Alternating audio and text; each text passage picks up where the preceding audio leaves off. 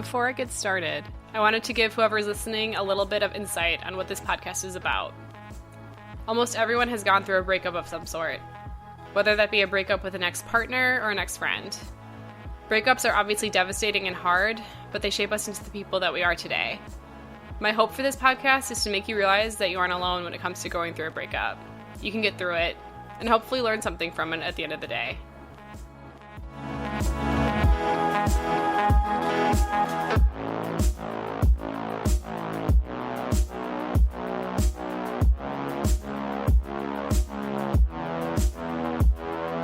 This is Obliterate Podcast. I'm your host, Christine Nikolic.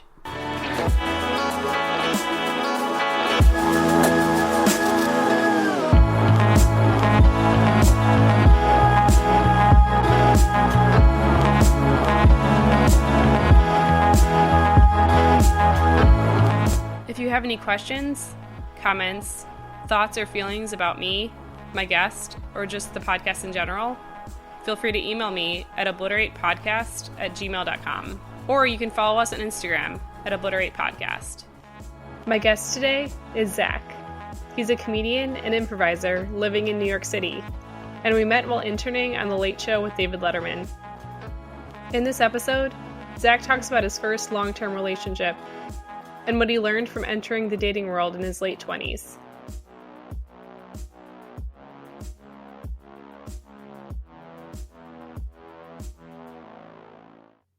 This is Zach and the Ex-Girlfriend. How are you doing? I'm good. I'm in New York. Are you from New York? I feel like I forget everything about you. No, yeah, I'm from Westchester County, which is the county that's just north of the Bronx. Okay. So you grew up in the city. Yeah, sort of. So I went to school in the city too. So I spent my whole life in the New York metropolitan area. The only time when I didn't live in New York State, well, I went to college very briefly in Boston and hated it and left. But besides that, when I was in preschool, I lived in Greenwich, Connecticut, which is also just a New York City suburb. Okay. And then what did you study in college? My degree is in culture and media, which is with a emphasis on film studies. Because I was, wanted to do stuff with TV and comedy, and I guess I still do, but I've kind of moved away from it over the past few years. And given the state of the world, it's kind of hard to move back to that. Yeah, for sure. And you were big in improv and stuff, right? Yeah, so I was or am, I don't know how to define it at this point, part of a sketch comedy group that would do a live show in New York City once a month. And I did that for about 3 years, and I was kind of feeling like my time was running out with that. I wanted to focus on other projects anyway.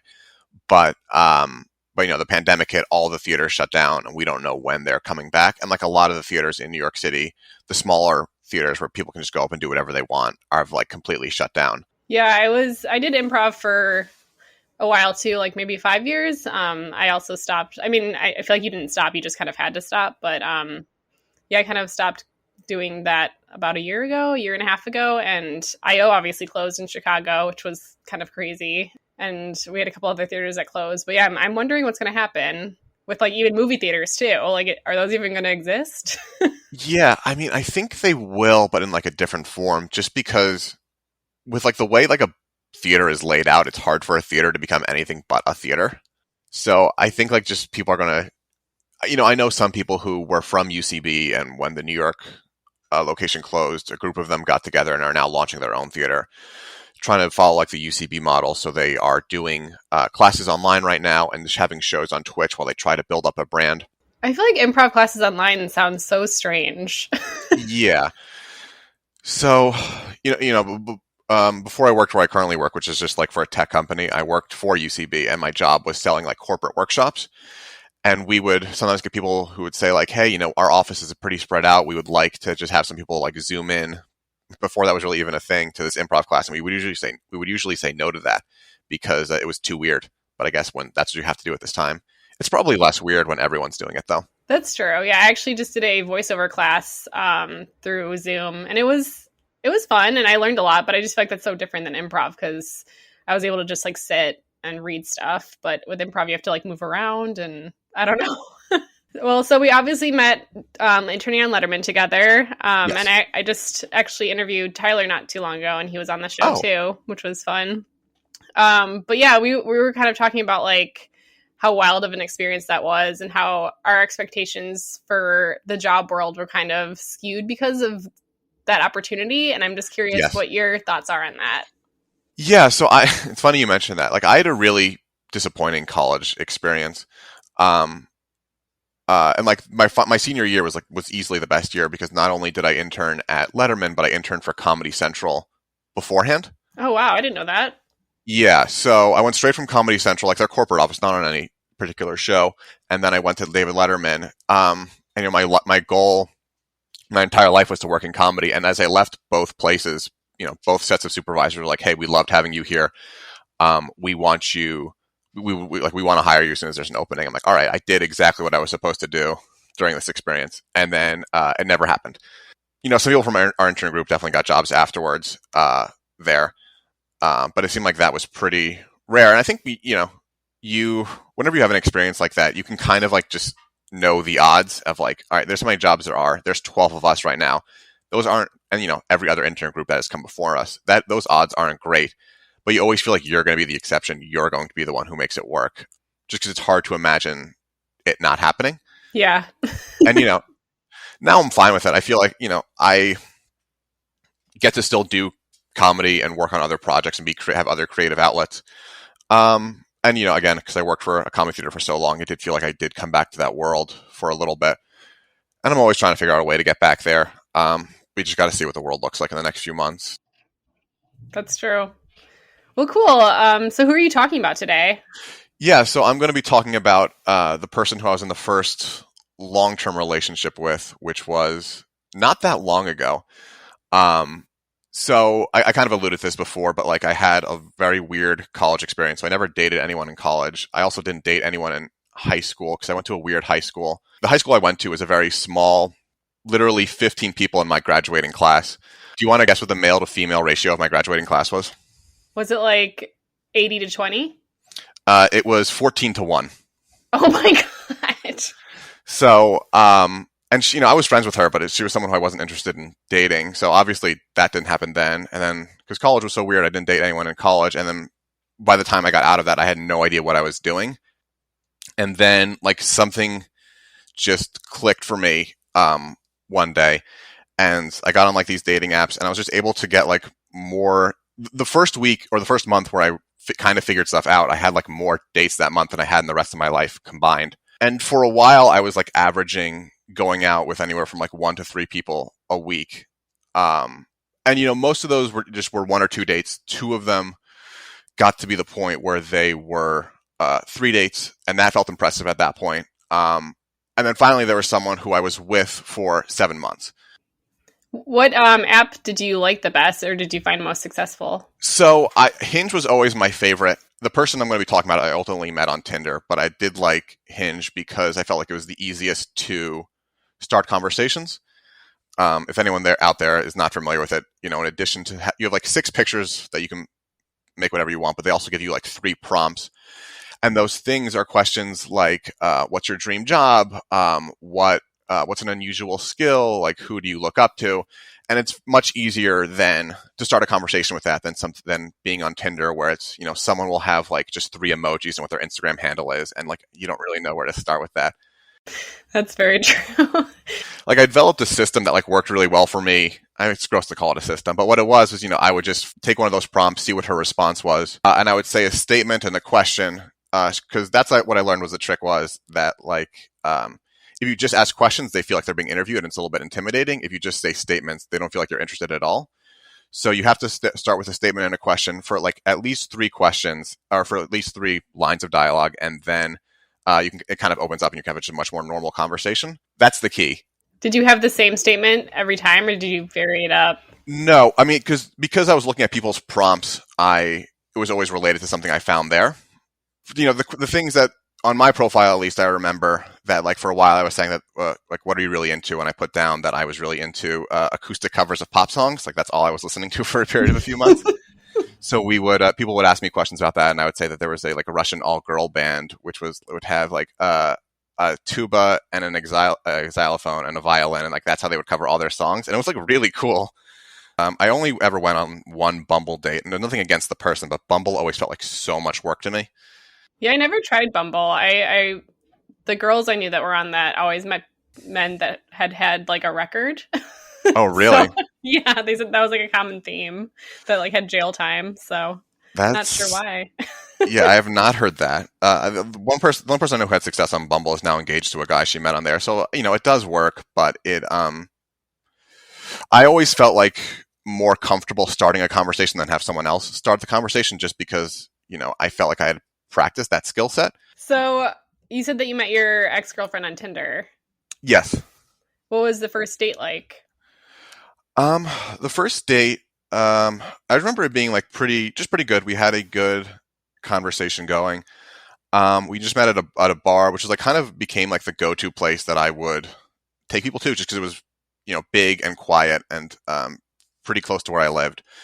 So it went well, and then we kind of agreed to get together again. We met another place near me again, similar situation where we kind of just learned more just about like what each other was looking for. And I also got the sense then, she had told me on that either the first or second date that she had just gotten back from like a 1.5 year tour around the world, and like was really desperate to do that again.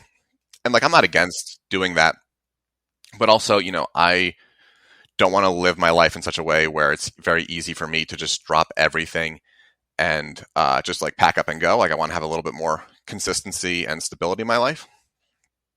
So like I kind of got a sense that we weren't, that it wasn't going to go anywhere, but it was fun for that moment, and I decided to keep seeing her. And then the fifth date is when I think things started to get a little bit more serious, I guess.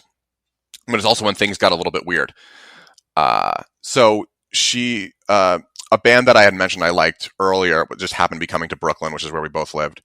And she suggested that we go and see that, which I thought was very considerate. So we went out and we had dinner beforehand. We get to the venue pretty early because it's general admission. We wanted to make sure we got into a good spot. And she was just talking to me about just like TV shows that she was watching or whatever. And like I hadn't seen any of these shows, so I didn't have a whole lot to contribute.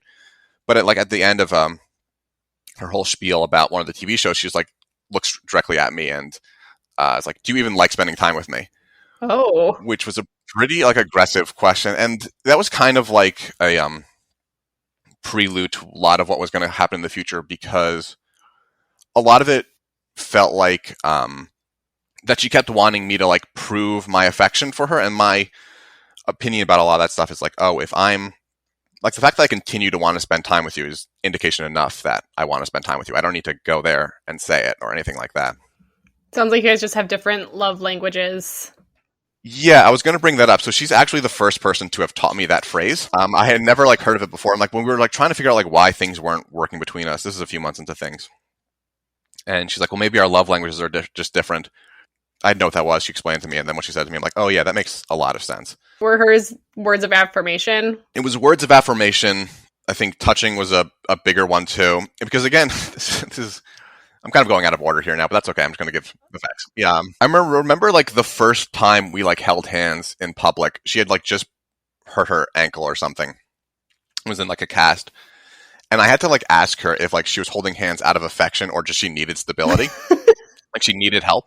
Because it was so foreign to me that like no one had ever wanted to do that with me before. And I should also say too that like because all this stuff was like new to me, I expressed that very early on. Like on our third or fourth date, being like, look, I don't have a lot of experience with this stuff. Like some stuff is going to be weird. I'm going to communicate poorly at times. Like please call me out of it and let me know if things are going wrong. And also like be patient with me in certain areas. And to her credit, she was pretty good with that for a while too.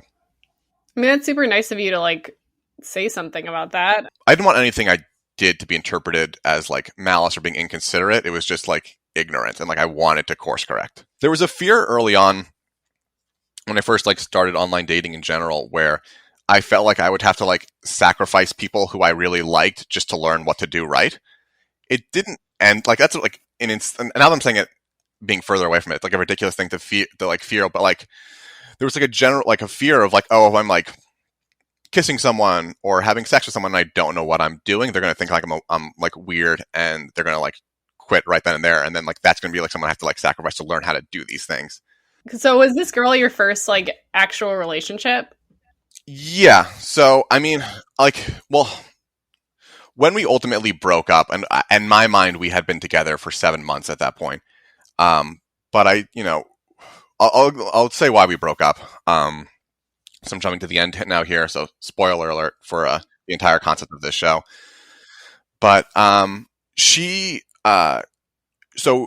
was originally from California. Her mom still lived in California, and her dad lived in Hawaii now. And so obviously she got to see them all that often, but she was very close with her dad. And so she was going out to visit him for a week. The week she was going out there. Just happened to be a week I was doing like a show that I would do every month in the city, and she would usually go to those. And she was very apologetic that she couldn't make it to one. And she asked me if it bothered me that she wasn't going, and I told her honestly, like, hey, I would rather you be there than not be there, but I do also understand you have a life outside of me. You're close with your dad. You don't get to see him all that often, and you want to go see him, so go and see him. It was also like she worked at a school, and this was the week she had off, so like obviously that's the only week she can go. And I thought that was a very good answer. And then when she got back to me, she told me that she was like a little bit upset that I didn't like work harder to make her stay and make her see my comedy show that she's seen several times before, instead of going to see her dad, who she almost never gets to see. And like, I said to her, like, well, what did you want me to do? Did you want me to tell you that like you couldn't go and see him? And she's like, I don't know. And I genuinely think she didn't know. But it was at that point where I realized, like, look, I don't think we're ever going to be on the same page about what we're looking for here. So it might be time just to wrap things up. In all the time we were together, I never actually spent the night at her place. She never spent the night at my place because it was gross. But I just like never made the effort or never like wanted to spend the night there. And I think part of the reason why, only really on like Fridays or Saturdays would I ever consider doing it. But if we weren't but oftentimes on either Friday or Saturday nights, she would be like hanging out with like another group of friends and be like, all right, I should be done at like 11 o'clock, 11:30. So why don't you come over then? And I would be like, I don't feel like just walking, like, going over there at 11:30 just to fall asleep in a different spot. And not until afterwards did I ever like stop to think like, well, hold on. Why didn't she invite me to go hang out with her friends too? And then we could have gone back to her place together. It just didn't seem like going over there, having sex and like going to bed was better than just like going to sleep a little bit earlier to me, which is not a good sign. But really the worst, and again, this is something I didn't realize until it was like a bad way to think about it, until much later, or a sign that we should have broken up until much later, is that she never wanted to be exclusive, and that's fine. I didn't feel like I wanted to be either with her, but I was still going out with other people at this time, and I would go into those dates with like the attitude of like, boy, I really hope this works out so I can break off this other relationship. And once you're like thinking like that means you should probably just break things off because you're just wasting your time at that point. How often did you guys hang out? So we would see each other like once or twice a week. We lived pretty close together. But she, so we'd have like dinner sometimes. Sometimes we'd go over and like watch a movie or a documentary or something like that. But it was pretty frequently. We would text pretty much every day. And then I would only see her once or twice a week. But again, never spent the night there. I mean, that sounds like a relationship to me. Yeah. So when I broke up with her, it was right as I was starting like a new job. And I think whenever you start a new job, you kind of just reevaluate everything in your life. And that's when I realized, okay, now's the time. So I went over there and it took me her place was like about a mile away. So it took me 20, 30 minutes to walk over there. And it was like the worst walk of my life. It was like walking off into battle because I never never been with someone that long, and I never broken up with someone like that either. And so I got there and I'm like, hey, like, she didn't even want to call us dating. So I just said like, the thing that we're doing right now, like, I don't want to do anymore. And she's like, oh, well, I never actually thought that we were in a relationship, so that's fine. Which, as I was talking to people about that afterwards and asked like if that was weird. And they said it did seem a little bit like, oh, I don't want, like, you're not breaking up with me, I'm breaking up with you. But instead just refusing to acknowledge what actually happened. Yeah, it's kind of a cold reaction. Yeah, but also that made me realize, okay, I made the right choice here, because if this is going to be a reaction to things, then you're really not into it. I feel like it's super awesome of you to even break it off. Like, a lot of people would just ghost if they weren't official. So yeah, that just shows your character. Yeah, I didn't want to do anything. And like, again, I feel like I definitely, because this was so new to me, I definitely did some shitty things over the course of the relationship, but I wanted to make sure I didn't go out in a shitty way. And so I spoke to her a few times after that. At one time I just ran to her in the street because the gym she went to was very close to the gym I was going to at the time. I texted her on her birthday, and then a few days after that, she texted me again, being like, "Hey, like I know you don't want to get back together," or I forget how she phrased it actually, but she said like, "Hey, I just want to make sure we can like just stay in contact, communication with one another." And I said, "Yeah, that's fine, but just so you know, I am actually dating someone else right now, and it is getting pretty serious, and that's the relationship I'm in right now." And then she immediately was like, "Oh yeah, no problem, me too." And I don't know if that was true at the time. She isn't dating someone else right now, which is good, from what I've seen on Instagram. But that's kind of how things ended between us. Did you like spending time with her? Like, did you guys have a lot of things in common, or do you feel like she was just the first person that you dated, and it felt like easy? Yeah, I didn't. There's only some things we had in common. We liked the theater, we liked documentaries, we liked comedy, and so there's stuff we could definitely do together. But I do think there's two things that happen like when you don't enter your first relationship until you're like 28 or 29, and one of them is that because you just don't know what red flags to look for because you've never experienced them before, and even if you do kind of or are able to identify them, you kind of are willing to overlook them just because you don't know when the next thing is going to happen. You don't want to wait until you're 60 to get to another multi-month relationship, which feels like it's a very real possibility. You were saying that you feel like you did some things wrong. What were those? I mean, I think, not making an effort to spend the night there, at least, to show that I was willing to take things a little bit more seriously than maybe I was letting on, was a mistake on my part. Another thing that happened, she was also like the first person she's not like the first person I kissed or anything like that, but she was the first person to invite me back to her place just to make out. And so, again, this is when I was 29.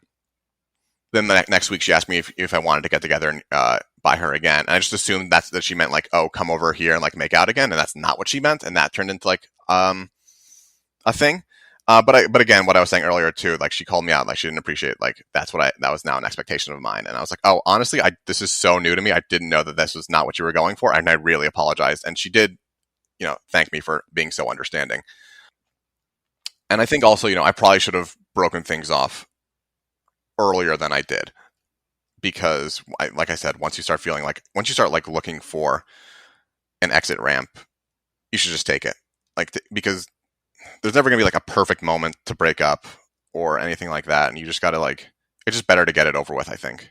Oh yeah, I totally agree with that. But it is hard, especially if you have no other like prospects. Yeah. But I mean, the thing was, I was still going out with a lot of other people at that time.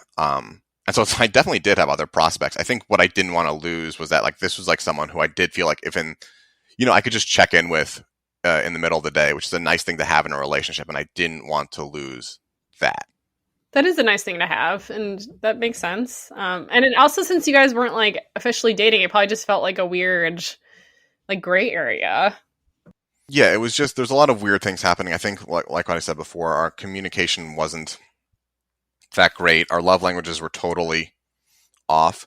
Even beyond the questions of like, do you like spending time with me? She would always try to feel like psychoanalyze me, which I didn't like. She would ask me questions about like how my relationship is with my parents, but like really clinically, or like how, if I consider myself a good person or not. And like, I don't want to think about that stuff. Yeah, it's an intense question to ask. Yeah, and then she got like angry with me for not answering, and like, I don't know. It's just a weird thing to think about. And like, I don't know what kind of answer I'm supposed to give to a question like that. I just feel like that's an intense thing to ask to someone that you're not officially dating, that you've not been dating very long. I understand why you didn't date in high school. Why did you wait so long to start dating? I mean, it genuinely was that I just didn't know what I was doing. And there's a few things. So, I'll tell like the reason why I like got into online dating, or like what clicked for me, was that I had a friend who I had a crush on for many years, but I did actually have the courage to ask her out once or twice. Both times she said no. It was twice. The second time we had like a longer conversation about it, which was like, she just didn't feel like there was anything there. And in retrospect, she was right. We're still friends now. But throughout all of this, this was like our mid-20s, neither one of us were dating anyone at the time. And then she eventually got into a relationship. And I remember like the first time I met this guy, it was her birthday party. And she was bringing the guy who she'd been with for like a month or two at that point.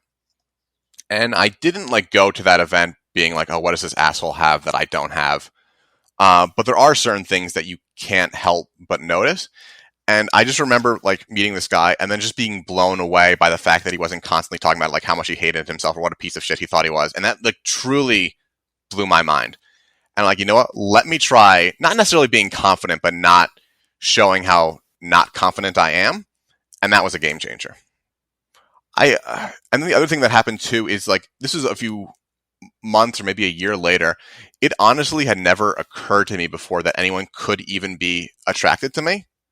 Like I remember just being at a party and making this realization that like, oh, I'm attracted to other people are attracted to other people, I'm other people to other people, so someone may be attracted to me. Like it never crossed my mind that was a possibility before.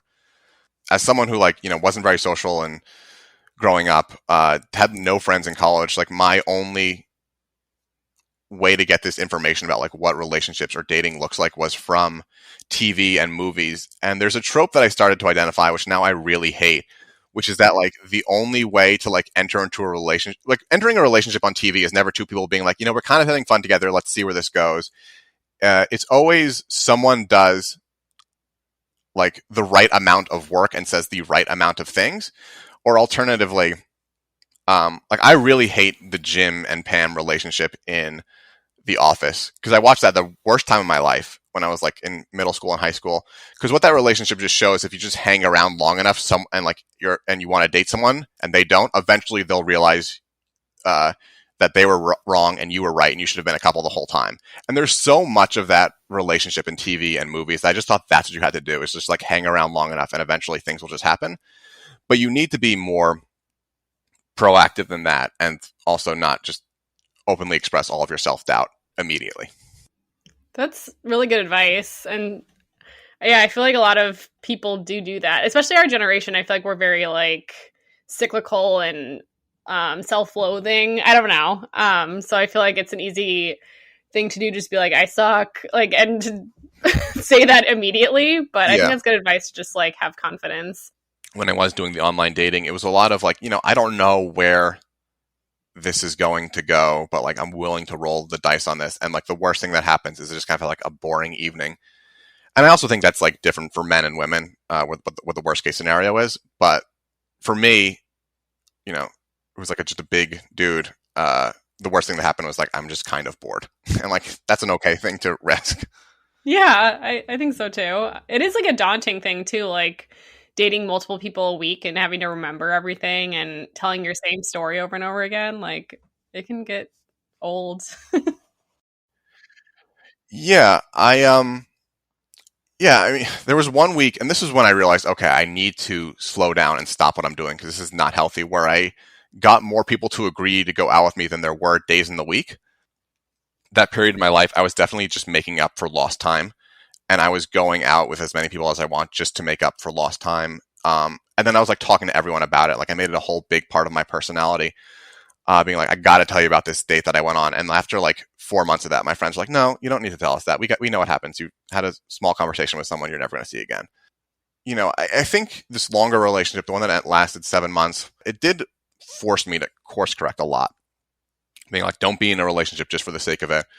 I feel like we didn't hang out that much at Letterman, but I never saw you as like, I feel like I thought you were very confident, and I would have never guessed that you hadn't like dated at all. Like, I feel like I thought you had a girlfriend at that, like when we were working together, I thought you had like a girlfriend at home or something. I clearly didn't know you at all. But yeah, it's just so interesting hearing this and knowing this now, because I never saw that. I just remember you being just funny and you seemed very sure of yourself. Yeah, well, I remember the first time we went out to, we hung out or the first and second time we went out as an intern group. Those were the only 2 nights in my entire life where I've gotten so drunk that I threw up. And again, it was because I didn't know what I was supposed to be doing, and that was my last semester of college. And for a lot of people, I guess it was their last semester of college. And I remember thinking, all right, these guys had 3.5 years of a normal college experience. So I have to pretend like I had a normal college experience too. And the way to do that is to party just as hard as I imagine they're going to party. And those first 2 nights that we hung out as a larger group, that was not anyone's plan. Everyone was just like, you know what, let's have a casual night and get to know each other. And that is not how I went into that. And not until a few weeks later did I realize that. Like, I was so sure that, like, after everything was a Friday night, we hung out, that when I'd go into the office on Monday, I'd get called in, like, HR's office, and they'd be like, it's been 1 week. How are you already this terrible? Oh my God. I feel like you should have just, like, told us about your experience, but I guess that's not easy to talk about that stuff.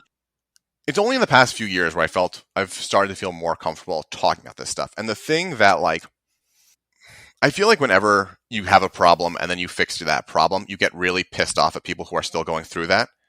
Like, when I listen to people now who are just, like, complaining about, like, how hard dating is or whatever, they can never find anyone to go out with, it really does bother me and sound very whiny.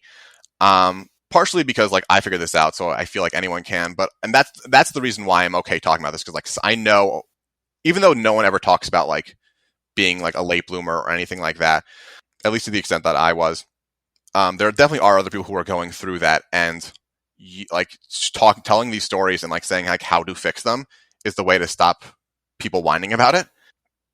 And so that's what I feel like I have to do. I do feel like a lot of people shit on dating apps, just like they think it's disingenuous and, like, just the swipe culture is kind of, like, messed up. But I do feel like for people like you or other people that don't have or didn't have confidence at one point, I think it's an easier way to, like, meet people. Yeah, I'm very quick to defend dating apps, not just because of, I guess mostly because of my own personal experience with them, but I think also it's, like, much nicer than the alternative. Like, the idea that 2 people are using technology to, like, enter a meaningful relationship is so much better to me than 2 people just, like, hooking up at a wedding because they're lonely and feel like being gross. Like, this is people who are like, I'm going to make an effort to take the steps I need to be happy and to find someone that will make me happy, rather than being like, oh, there's someone across the bar who looks hot, let's see what happens. The other thing too that I think is important is just knowing what your expectations are, or not expectations, but more what your goals are. Like, if your goal is to have, go on 5 dates, find someone who you're going to be with the rest of your life, that's pretty hard to do. If your goal is to find someone, like, have sex after each and every date, again, that's really hard to do. But for me, the goal was always, all right, I'm going to go with this person. I'm going to be with them for about 2 hours or so. And I just want to, like, have fun, whatever that means. Because I remember, like, that first month I was talking about, where I ended up going out with, like, 5 different people, which is more than I had in the rest of my life. At the end of that 5 months, I was like, well, how is it possible that it didn't work out with any of these 5 people? Surely that's the amount of people that there are in this world.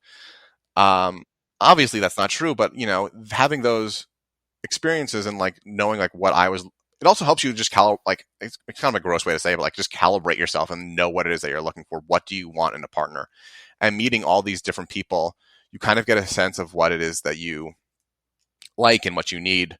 And, and I think that was, going back to what I was saying earlier, I think part of the reason why I hung on to that relationship for 7 months was just because I didn't know what else was out there. And I felt like this is what all relationships are like, that, it's always going to be awkward and weird, and you're never going to be on a similar sleep schedule. I'm happy you're doing this podcast and that people are being open about relationships, because I think it's people have a hard time talking about what it is that they want, what they're looking for, and, like, they're embarrassed to say it sometimes. And I feel like no, like, say what you're looking for, and beyond that, just say what it is that you're doing to achieve those things, because someone else is going to be having those same problems, and you can help them figure it out. That's true, and you don't learn this stuff in school. It's like, no. I don't know. I feel like you don't learn anything good in school. Yeah, I have a lot of, college in particular, but I don't know. There shouldn't be, like, maybe some of this stuff should be, like, talked about in like sex ed classes. And I think like now stuff like consent is being covered, which I don't remember ever being covered when I was in high school or middle school. But even questions about like, I remember like being in sixth grade and like having a sexual awakening to the girl on the Blink-182 album cover. That, but I remember seeing people around me who like, you know, I'd known pretty much my whole life, and like they started like dating whatever sixth grade version of dating was, and I didn't understand the mechanics of like how people go from not dating to dating. Like I didn't realize, like I didn't know how, like, do you go up to someone and say like, hey, do you want to date? Does it just happen and one day you realize it?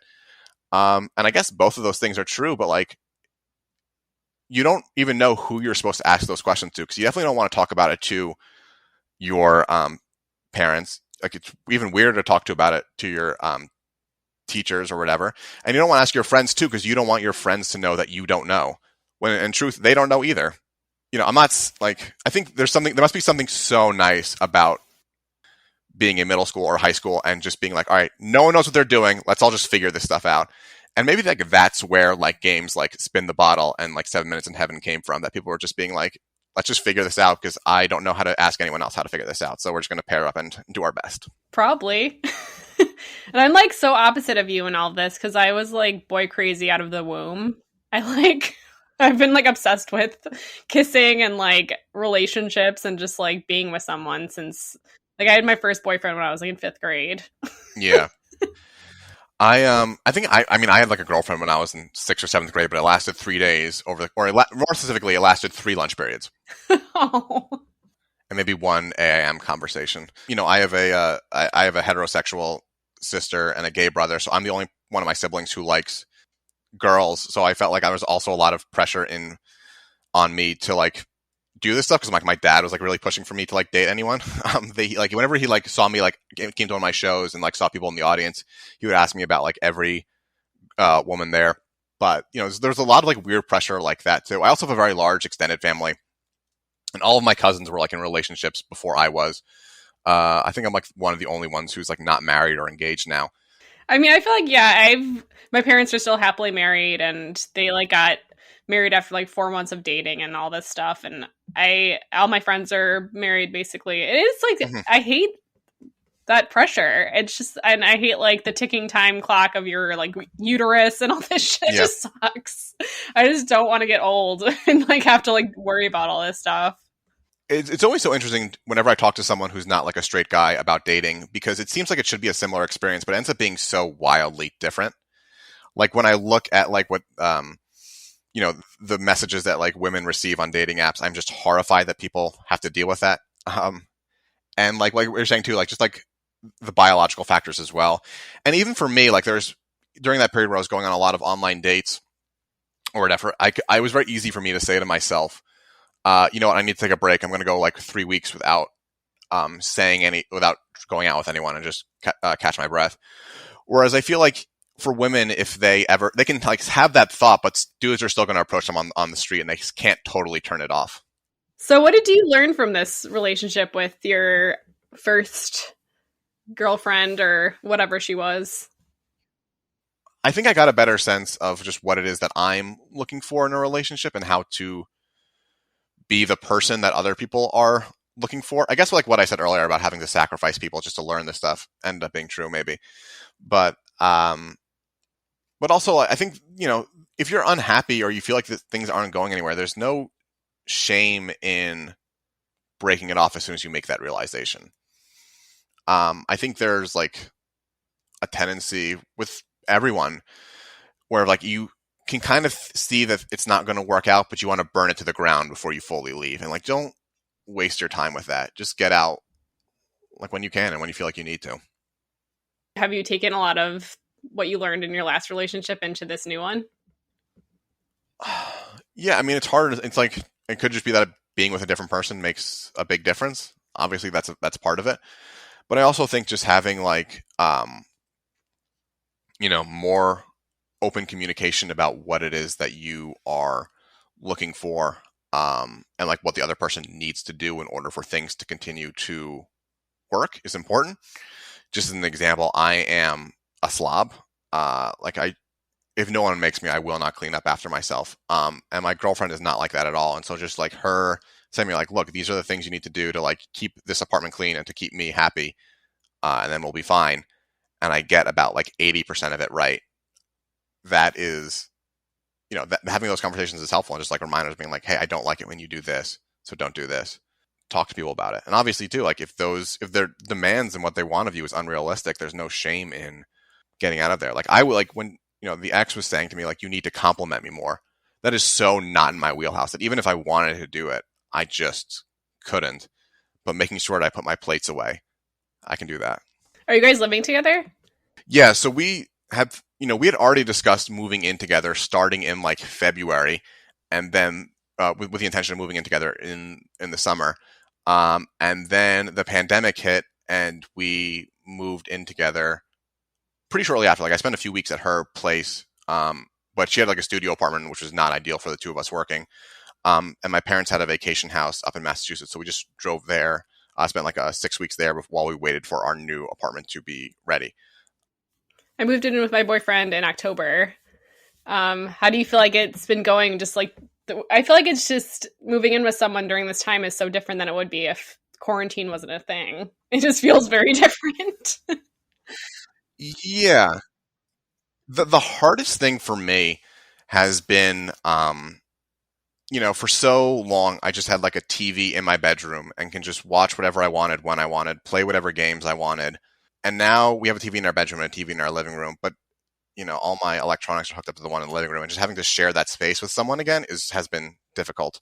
But again, I feel like if that's the biggest issue, that like I can't play Super Smash Brothers whenever I want on the big TV that I want to, that's the biggest thing in my relationship right now, I think things are pretty okay.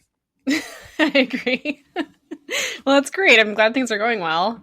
I feel like if you can make things work during this time when you're constantly with each other, you're probably going to be, in a good spot once it ends. Because we don't know what it looks like to live together during not a pandemic. But I assume it's going to be better. It's hard for me to imagine that it's going to be harder for some reason. That's so true. That's very true. So do you have any advice for people that are in a similar situation that you were in before you met your current girlfriend? Like just, I guess, people that maybe are in their late 20s that haven't had like a real relationship yet, just like any advice for them? Yeah, I think this is good advice in general whenever you try to make any kind of change. But just remember that you are the only constant factor in your life. So if you feel like, if you're going out, if you do manage to get to the point where you're going out with multiple people a week and you feel like things still aren't working, it's, possible that there is, that it had to do with the other person, and probably that was definitely a factor. But remember that you were the only thing you were the only constant between all of those dates. You weren't with the same person. You probably didn't go to the same spot each time, but you were there each time. So what can you do differently? And be sure to reflect on that. In terms of like getting to the point where you can, are actually meeting other people and going out with other people. For me, I think like if you're just using like the same opening message each time, that's so transparent and people will see through it and not, and like not be willing to talk to you, but like be genuinely curious about the information that the other person is putting forth. So when someone says something like, like what their hobbies are, like ask them about their hobbies and say like what it is that like something similar that you like. Ask questions and relate it and find a way to relate it back to you. And like, again, if there is no connection there, feel free to like move on. That's okay. And just in general, always have like a good reaction if someone says they don't want to get together again. Cause you don't want to go out on a bad note. So for me, I could pull up these text messages because there's so many of them. But when someone said to me like, hey, I don't think this is going to work out, I think the most important thing to say is just be like, hey, I understand. It was still very nice meeting you. Best of luck with everything. Just like leave it there. There's no way to like beg someone to take you back and look good doing it.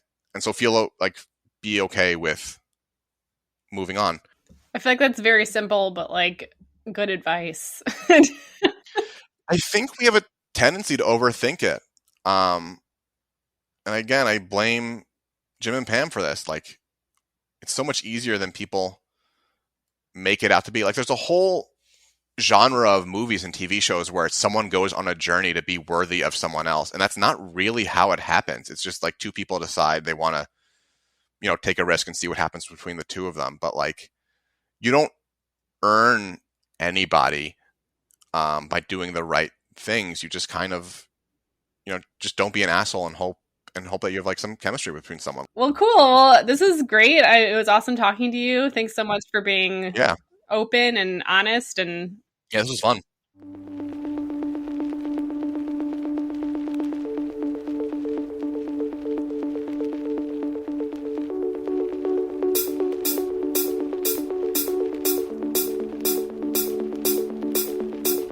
I think the main takeaway I'd like everyone to have from this episode with Zach is that if you're having a hard time in the dating world right now, first off, you should cut yourself some slack, since we're going through a pandemic and I'm sure dating right now isn't the easiest. Second, I think it's important to self-reflect. Before you take the time to start dating, I think it's necessary to figure out what you're looking for, whether that's something casual or something serious. And most importantly, don't overthink.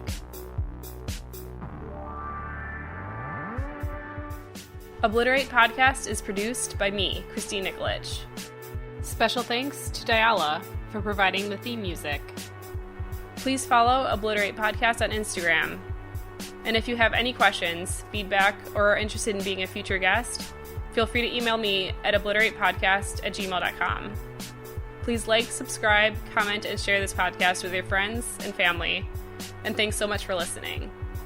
My name's Christine Nikolic, and this is Obliterate Podcast.